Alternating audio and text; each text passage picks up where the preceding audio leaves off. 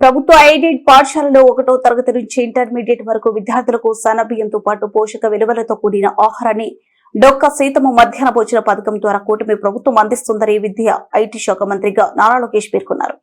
ఈ సందర్భంగా మంత్రి మాట్లాడుతూ మెనూలో మార్పులతో ఎక్కువ మంది భోజనం చేసే విధంగా భోజనం మరింత రుచిగా వడ్డించేలా చర్యలు చేపట్టాలన్నారు.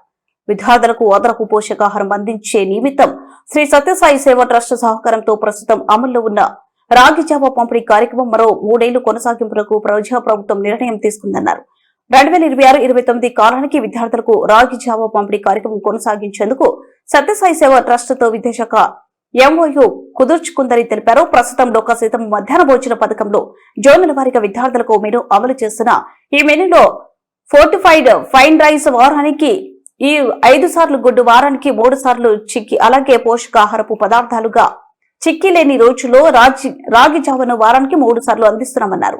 మధ్యాహ్న భోజన పథకంపై ప్రభుత్వం ఏడాదికి సుమారు 1,850 కోట్లు ఖర్చు చేసిందని, తద్వారా విద్యార్థులు ఎన్రోల్మెంట్, అటెండెన్స్, డ్రాప్ అవుట్స్ నివారణలు, పోషక స్థాయిలు మెరుగుపరచడమే లక్ష్యంగా విద్యార్థులకు హెల్త్ సప్లిమెంట్ గా రాగి జావను పంపిణీ చేస్తున్నామన్నారు.